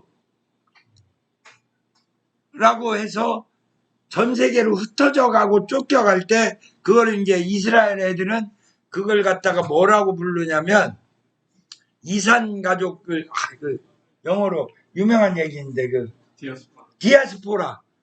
그 첫 번째 디아스포라가 그 이스라엘 지역에서 이라크로 2,000km를 포로로 잡혀가요. 그때 성찰의 기록으로 쓴 게 성경책이에요. 그래서 그 성경책의 내용은 크게 그 구약의 내용은 크게 2가지 내용이 10계명에 있는데 하나는 하늘을 두려워하라, 경천해라. 하나는 애인하라. 이게 성경책의 다 내용이에요. 하늘을 두려워하고 사람을 사랑해라. 이게 10계명의 내용이에요. 하늘을 두려워하지 않으면 천벌을 받는다. 이게 창세기 2장에 나오는 일이에요. 교만과 탐욕이 앞서면 하나님이 벌 내린다.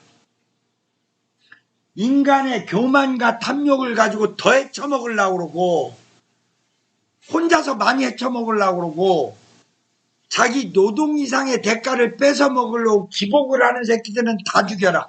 그게 이스라엘 민족의 가나안 민족 블레셋, 그게 팔레스타인이에요. 그 성경책을 읽은 사람은 블레셋이라고 나오는데 플리세트예요. 플리세트라는 말이 성경에는 블레셋이라 나오고 오늘은 우리가 플리세트를 팔레스티나라고 얘기하는 거예요. 이 전쟁이 지금 3,000년째 계속되고 있는데 이 블레셋 사람들이 만몬신이라고 해서 자본주의 신, 아세라 신, 바알 신, 이거는 탐욕의 신이에요. 기복신앙. 니네가 하늘을 두려워하고 성실하게 근면 검소하는 행위가 아니라 탐욕과 욕심을 부리고 거기에 기복을 하게 하고 그러는 새끼들을 다 죽여라라는 게 하나님의 명령이에요. 가나안 종복의 명령이 탐욕의 신을 우상 숭배하는 블레셋 놈들을 다 죽여라. 근데 나중에는 지들이 잡혀가. 왜? 지들이 바알 신을 섬기고 아세라 신을 섬기고 만몬 신을 섬겨. 이스라엘 놈들이. 그러니 하느님이 처벌한다. 그래서 그 반성의 기록, 우리 인간이 탐욕하고 교만하고 남의 것을 빼앗아서 경천하 하늘을 두려워하지 않고 사람 이웃사랑을 하지 않는 이스라엘에 대한 하나님의 징벌의 기록이 성경책이에요. 근데 지금 이스라엘 놈들이 또 그 지랄하고 있잖아요. 또 남의 거 뺐잖아요. 지들의 노동보다는 남의 걸 뺏는 걸로 줄여가고 있어요. 저놈들 천벌받을 거예요. 자기네 신앙 기준에 의하면. 여하간에 그게 이제 성찰의 기록이 시작이 돼요. 그때가 재밌는 게 3000년 전후로 해서 전 세계가 전쟁의 도가니로 다 빠져요. 12000년 전에 유프라테스강, 겐지스강, 황하강, 나일강의 비옥한 토지에서 사람들이 농경과 목축을 시작하면서 평화롭게 한 7000년을 살아요. 그러다가 기후변화가 왔어. 기후변화가 오면 식량이 많다 적다. 식량이 없어지죠. 기근에 시달리고 네. 자, 기근을 시달릴 때 가장 좋은 방법은 뭐예요? 남의 걸 뺏는 거죠. 전쟁이죠. 그게 바로 중국 역사의 춘추 전국 시대예요. 그리고 팔레스타인의 가나안의 전쟁 시대고 그리스 로마의 전쟁사고 기후변화 편안하게 살다가 전쟁의 시대가 기후변화를 와서 전쟁을 하는데 자 전쟁을 보면 어린아이가 죽는 걸 보면 마음 편한 사람 있나요? 내 새끼가 아니어도 누구나 마음이 안 편해. 그것에 대해서 성찰하는 사람들이 네 놈이 나타나. 첫 번째 놈이 그리스 로마의 소크라테스 새끼야. 두 번째 놈이 이스라엘 유대 민족의 성찰이야. 세 번째 놈이 똑같은 시기예요. 겐지스강의 시탈타 석가모니가 이거를 반성해. 네 번째 놈이 노자와 공자 놈이야. 이 네 개의 이 사회에 대한 윤리, 인간에 대한 사랑, 정치학, 종교 이론이 재미있는 게 2700년 전에 동시에 시작을 합니다. 전 세계가. 그러면 황하강에서 그리스 로마의 철학이 같은 시기인데 어떻게 통일해? 아니야. 다 인간이 전쟁으로 죽이는 걸 보고 아픈 걸 보고 이래서는 안 된다. 법을 지켜야 한다. 정치학을 해야 한다. 민주주의를 해야 한다. 이게 소크라테스의 제자인 플라톤이 유토피아를 만들고 유토피아론을 만들고 플라톤의 제자인 아리스토텔레스가 정치 이론, 정치학, 민주주의 이론을 만들죠. 이해가 되시나요? 동시에 2700년 전에 같은 시기에 이스라엘 민족은 하나님의 징벌을 받으면서 우리 징벌의 원인이 뭐냐? 하나님을 두려워하지 않고 탐욕에 빠지고 교만하고 이웃을 개무시했던 우리에 대한 징벌이다. 그래서 우리는 경천해인해야 한다고 기록을 남긴 게 십계명이고 오늘의 구약 성서예요. 그리고 같은 시기에 2700년 전에 겐지스강에 사람들이 굶어 죽는 것을 보는 어느 왕자가 태어났어요. 그 이름이 뭐죠? 시탈타 석가모니가 왕자로 태어나다 보니까 이웃을 보니까 굶어 뒤져. 그리고 뭐라고 그래요? 인생은 고해요. 이거를 해탈해야 돼. 해탈하는 방법, 윤회를 멈추는 방법 딱 하나, 뭐를 실천해라? 자비행을 해라.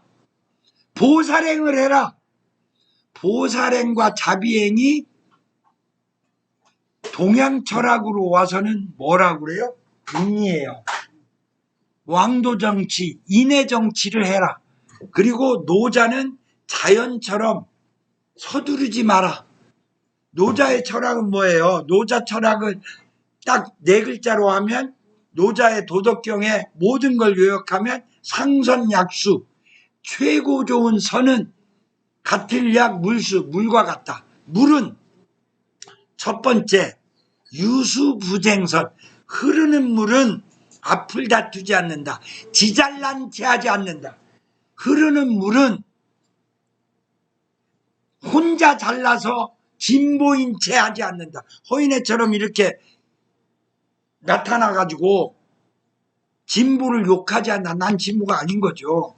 자연을 닮지 않은 거예요. 진보는 함께 가는 길이다.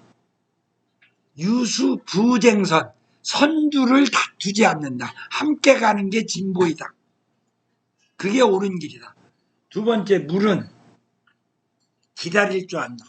장애물이 나오면 장애물을 무리하게 넘으려 하지 않고 기다리면서 뭐를 해? 세력을 모아 돌아가. 세력을 모으는 방법이 뭐라고 그랬죠? 낮은 데 처할 줄 안다. 겸손하다. 물은 겸손하다. 그래서 낮은 데 처하면 세력이 모여서 그 모인 힘을 가지고 내를 이루고 강물을 이루고 바다로 가서 그 바다는 세상을 바꾼다.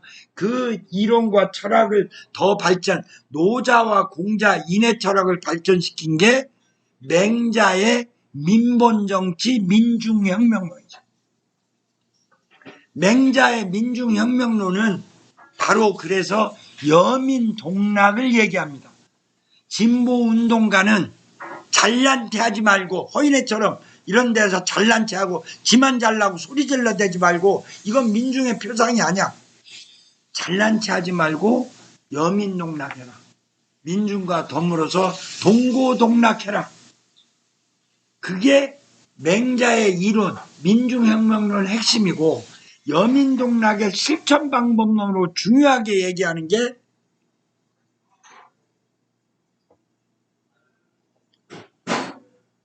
무항산인 무항심이에요. 성찰하는 인류의 이제 기록을 쭉 우리가 얘기했잖아요. 성찰하는 인류가서 맹자의 얘기까지 온 거예요.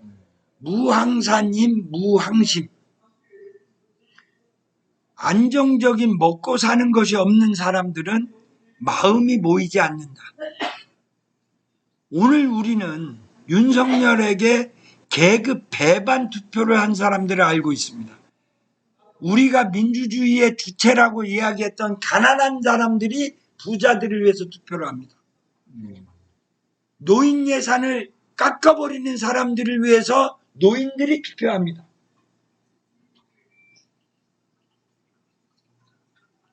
윤석열에게 투표한 사람들의 절대 다수가 가난한 사람들이에요.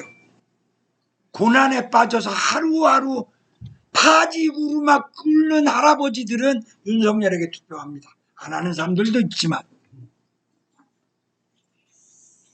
안타까운 일이에요. 그분들이 도파민 분비를 유도하는 유튜브를 훨씬 더 많이 봅니다. 우린 바빠. 파지구르마 끌다가 집에 와서 아들이 알려준 유튜브 보는 거 보니까 맨날 이재명이가 형수 입보지 얘기만 해. 찢어버린다는 얘기만 하고. 김건희 훌륭한 분이라는 또 유튜브가 나오고. 그걸 보면 어떻게 돼? 윤석열 찍어야지. 근데 우리는 우리 유튜브만 봐.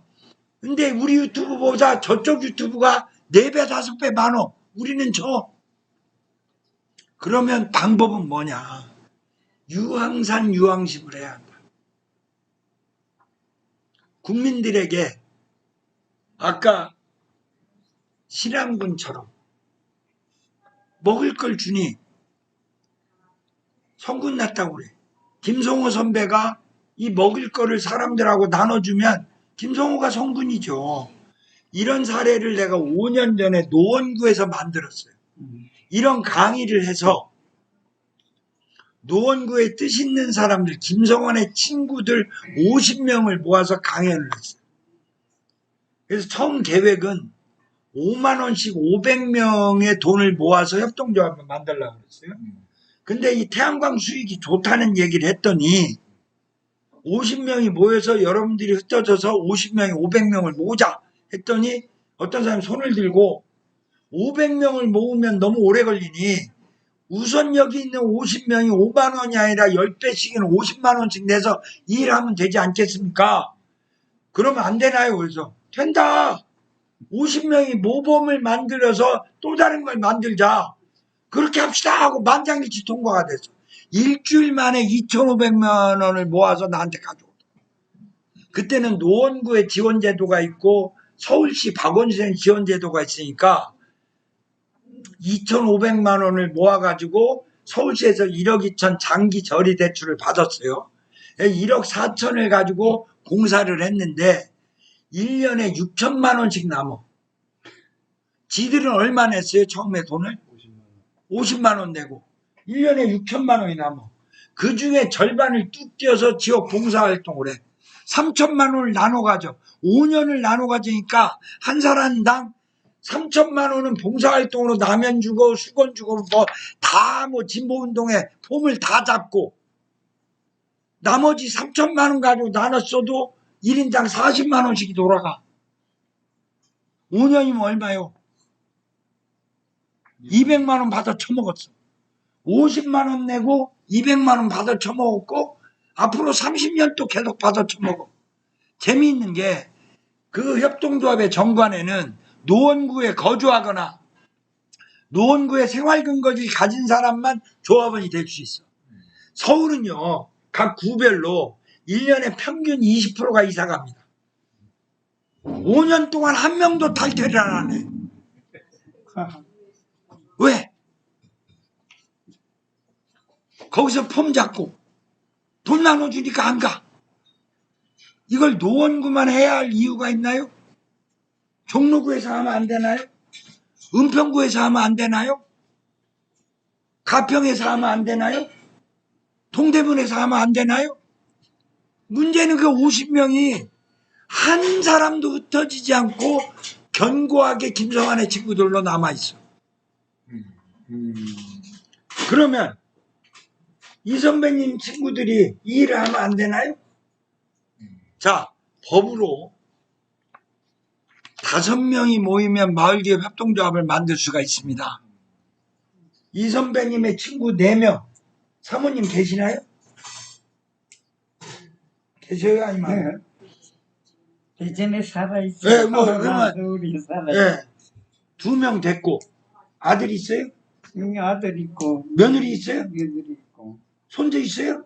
응, 손자. 5명 다 됐네. 손자 나. 형님 혼자 5명의 협동조합을 만들 권리가 생긴 거예요. 5명이면. 법적으로. 법적으로.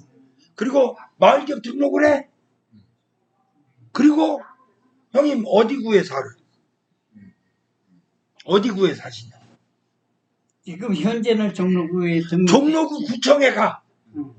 종로구청에 가서 나 마을기업 협동조합 등록을 했는데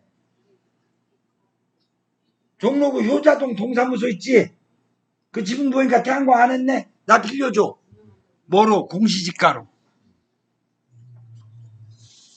빌려줄 수 있어. 빌려주게 돼 있어, 법으로. 안 해줄 수도 있지만 해줄 수도 있어. 그러면 거기에 100km 설비를 하는데 9,900만 원이 들어요. 협동조합을 하면 좋은 게 에너지공단에서 연리 2.2% 거저에 가까운 이자의 돈으로 15년 분할 상환하는 대출이 나와. 우선 받을 수 있어. 그게 9,900만 원이면 9천만 원을 받을 수 있어. 그럼 얼마면 돼요? 9천만 원 대출 싼 이자로 받고 15년 동안 900만 원입니다. 근데 우리 회사랑 업무 협력을 하면 우리가 영업수수료로 800만 원을 줘. 얼마가 필요해? 800만 원 받으면 9천만 원 대출 받고 800만 원 우리가 수수료 컨설팅비로 줘. 100만 원이면 100kg를 해. 100kg 태양광을 하면 1년에 판매 수익이 4천만 원이 나와요. 그러면 9천만 원에 대한 이자 원금이 1년에 400을 넣어야 돼. 그럼 4천만 원에 400만 원 줘야 돼. 그럼 남는 게 얼마야? 3,600이야. 근데 1년에 관리비가 100만 원 정도로 150만 원 정도. 관리비 줘야 돼. 그러면 3,400 남어. 3,400을 5명이 나눠 먹어. 대전에 있는 형수님, 서울에 있는 형님, 아들 둘, 손주 하나. 자, 3,400을 5놈이 나눠 먹으면 얼마예요? 1인당. 550만 원. 5이 3,400을 700만 원씩 나눠 먹잖아. 근데 그 일에 100만 원을 형님이 90만 원 되고 형수한테 5만 원 되고 아들 둘한테 2만 원씩 되고 손주한테 만 원씩 되라고 그래. 그럼 지분이 형이 얼마예요? 95%, 90%, 형수 5%, 아들 둘 4%, 손주 1%. 그럼 돈은 어떻게 나눠 먹어야 돼? 형이 90% 먹고 사모님한테 5% 주고 아들 둘한테 2%씩 주고 손주한테 1% 줘. 아, 멋지네. 그러면 형님이 3,400 중에 3,200은 형님 거, 200만 원은 니들도 이름은 올려놨으니까 니네도 조금씩 줄게. 이게 불법인가요? 합법인가요? 합법. 합법이에요. 이런 협동조합을 전국에 15만 개를 만들 수 있어. 근데 이런 거를 공부하고 연구하면 진보가 아니지. 진보는 이런 걸 공부하고 연구하면 안 되니까. 광화문에서 이불속 만세를 열심히 불러야 된다. 제 결론은 광화문에서 만세 불러야 됩니다. 깃발에 근거지가 있어야 되고 저 아까 봤던 비디오처럼 1명, 2명 모일 수 있는 근거지가 있어야 되므로 토요일날 광화문에 반드시 가셔야 합니다. 추우면 돛바 입고라도 돛바 2개 입고라도 광화문에 가야 하는 게 기본입니다. 그러나 거기에 멈추면 역사의 반동이다. 역사의 진보가 아니다. 거기서 멈추지 말고 돌아오는 길에 이 협동조합을 만들어야 된다.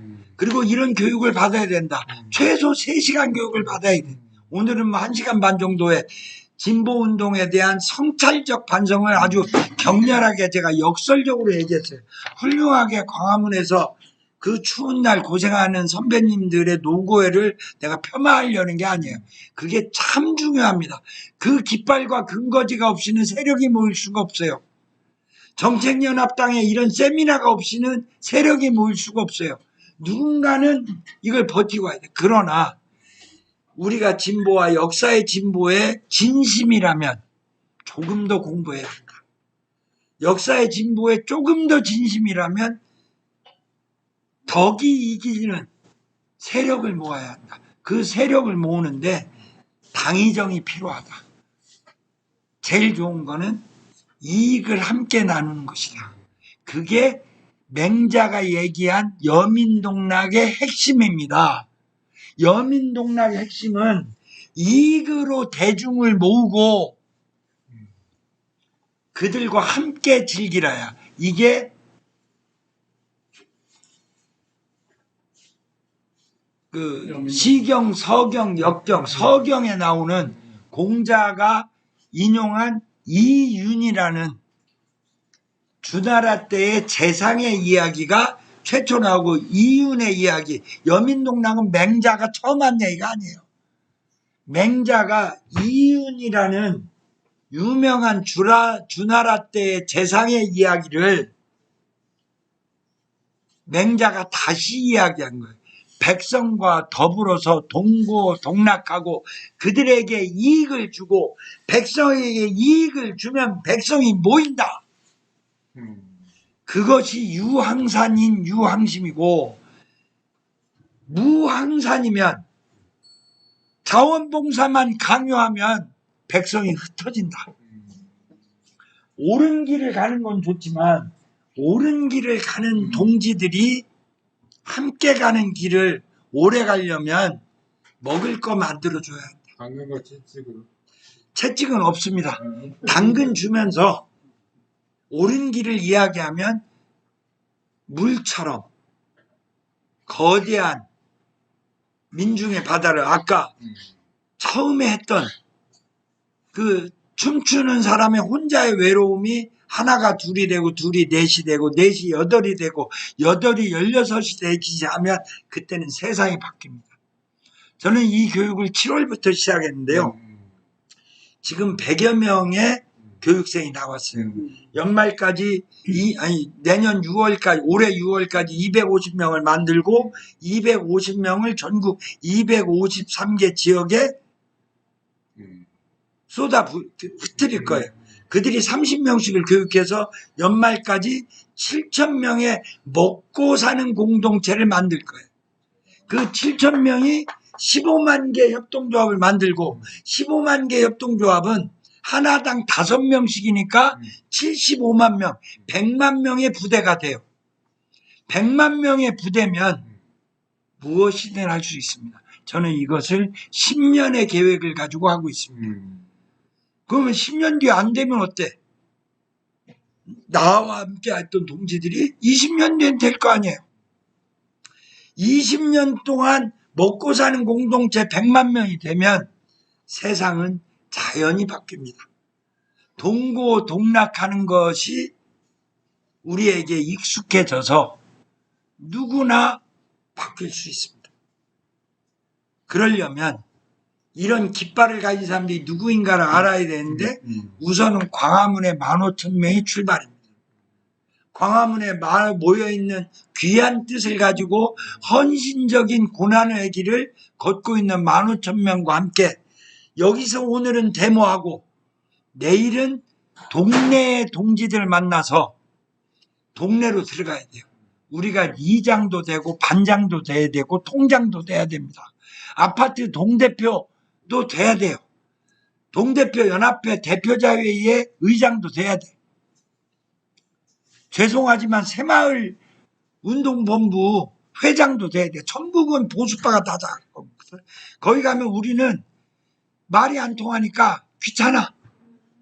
유튜브에 중독된 사람들이 이재명 얘기하면 그 형수한테 입보지 찢어 죽이겠다고 얘기한 사람 아니요? 말이 안 통해. 포기해요. 그거 어쩔 수 없어. 그 사람들과 만나야 합니다. 동네에서 사람을 만나야 돼요. 우리끼리만 만나잖아? 50명, 100명이 다야. 우리가 1,000명이 되고 2,000명이 되면요. 그때는 자신감이 생깁니다. 사람은 움직이는 게 혼자서 신념을 가지고 움직이는 이 선배님 같이 계시지만 이 선배님 옆에 김성호 선배님이 또 다른 사람들이 상봉이가 하나씩 모이는 걸 보면 자신감을 가지고 촛불처럼 갈 수 있습니다. 다만 촛불이 길어지려면 끊임없이 교육과 훈련이 돼야 돼요.